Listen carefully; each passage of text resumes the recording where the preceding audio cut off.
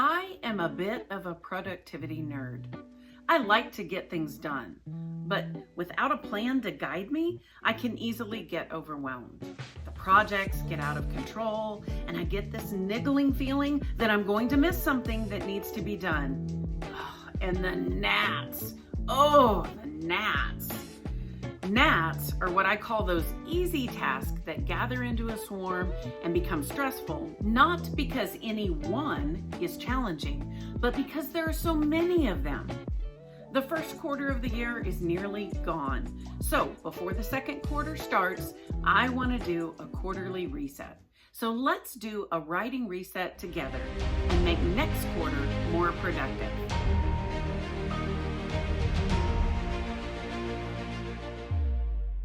Hello, I am Denis'Thomas, and I am a counselor who has worked with people who have struggled with anxiety and overwhelm. I am also a writer who has felt anxious and overwhelmed at times. And a quarterly reset has been immensely helpful to let me let go of some of that anxiety and overwhelm. This channel is for busy people who are writing in the margins of their lives. So if you are busy, but you want to be productive, then this video is for you. So a reset has 3 parts. A review, where you reflect on what has already happened. A look ahead to determine what it is that you want. And a physical and a digital reset to reset your spaces in the present. Let me walk you through it. I like to think of this as a look back, a look forward, and a look around. If you want to do this digital reset with me, then you can do it one of 2 ways. You may want to do it digitally by opening a document and getting ready to make some lists and capturing your thoughts and ideas about how you want to reset. Or if you are a pen and paper kind of person, you might want to grab a notebook and something to write with so you are ready to capture all those loose things. If you are someone who likes formal lists, then do it that way. But if you're a person who really likes prose and you like to be reflective that way, well, do that. This is about doing what works for you. You might try a few methods and see which one really hits home for you. But the point of what we are doing is we're going to get things out of our head onto paper and give us some sort of a checklist to work through. I said checklist. I'm definitely in the list category. All right, so the first step is to look back at what has happened. Now, we're gonna apply this only to writing, but that's only one aspect of your life. I find it helpful to do kind of a holistic look all at once, but for the purposes of this video, we're just gonna apply it to writing. Since this is a quarterly review, we're gonna look back 3 months to the first quarter of the year, or whatever quarter it is when you happen to be watching this video. So as you look back over the last 3 months, how has your writing been going? You might need to look through your writing documents for this. If you're someone who puts things on a calendar, either digital or analog, look back at your calendar and just kind of see how your writing has been going. Look at measurable things like your word count, or how many pages you have written, or how many blog posts you have uploaded.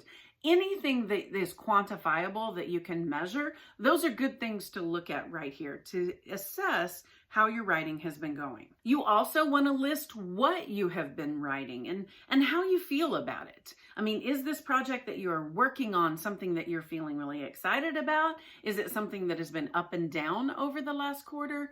Have there been challenges associated with it?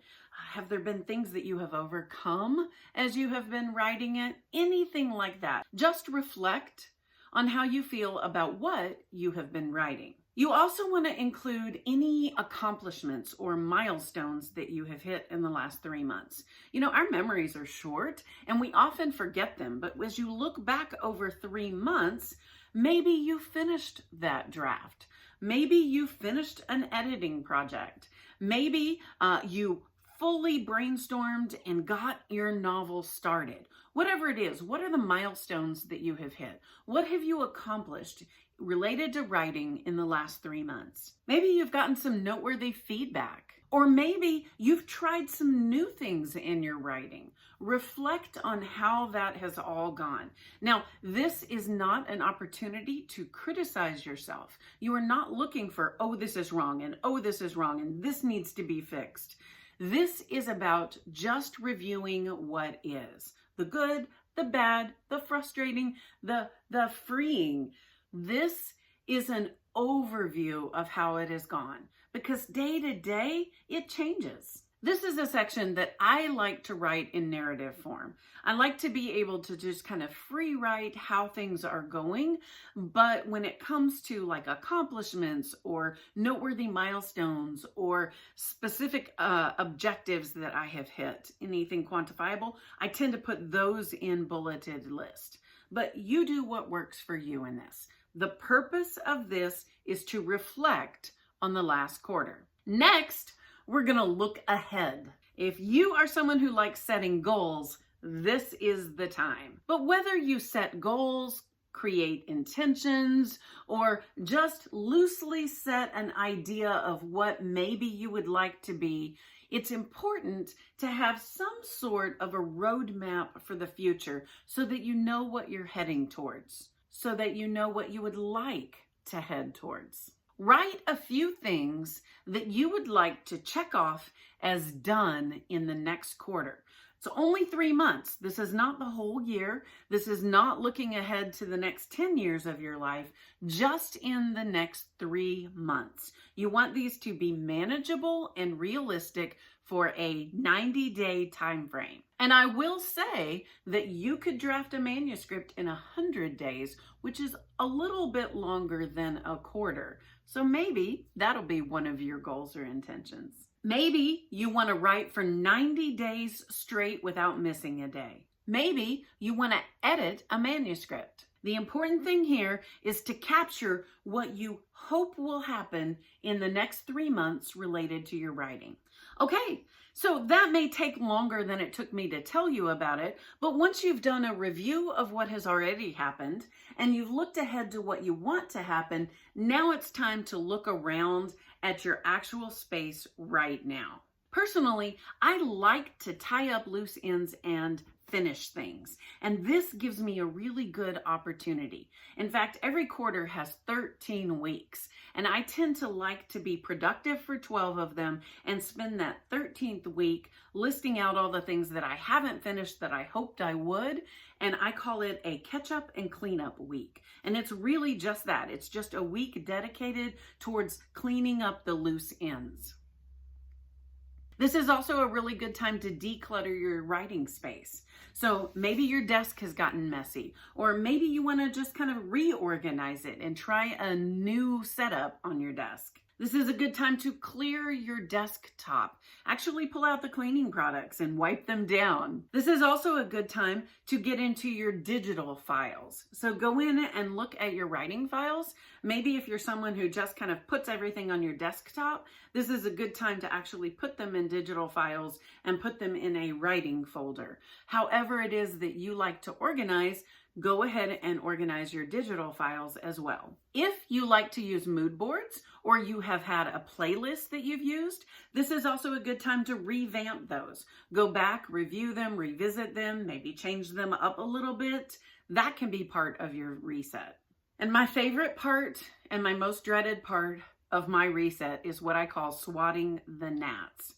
So I mentioned in the intro that I call gnats those little nagging things. They're not big projects that need to get done, but they're just little things like I need to call that person, or I just need to update my bookkeeping, or I wanted to add that picture to my mood board, or those kinds of things. They're just little things, but because they're not usually urgent, we think about them, but we don't necessarily do them.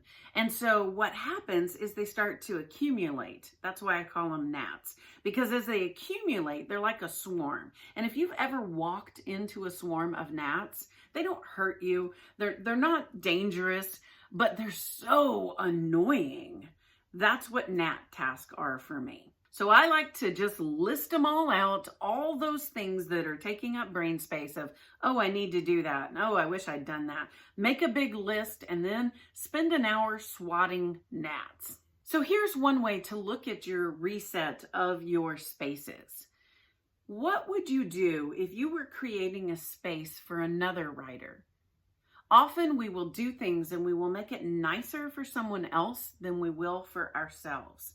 But this is your space. It should be nice. It should be clean. It should be the space that you imagine. So imagining someone else stepping into your space on the first of the month might be a motivation for you to do those things that you've really been wishing you had done all along. And while you're at it, doing a reset, this is also a really good time to revamp your routines and your habits that you have set up. I'm a big fan of creating writing habits so that writing happens automatically at a consistent time every day, because doing a little bit over time really adds up.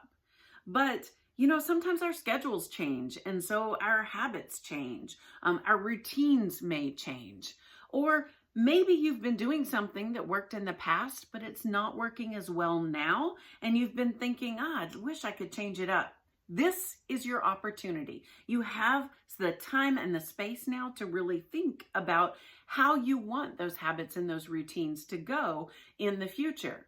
If you have already established your habits and routines, then this is probably just tweaking them. But if you've never really gotten them established, this may be a good time to go back and watch those videos on habits and routines and really try to establish them for the next quarter. So what's working? What could be improved? What needs a little adjustment? Doesn't that feel better? Look back, look forward, look around. Now this will take a little time to do, but it is so worth it. You could always break it up. Maybe one day you do the look back, maybe another day you do a look forward, and maybe another day you do the look around.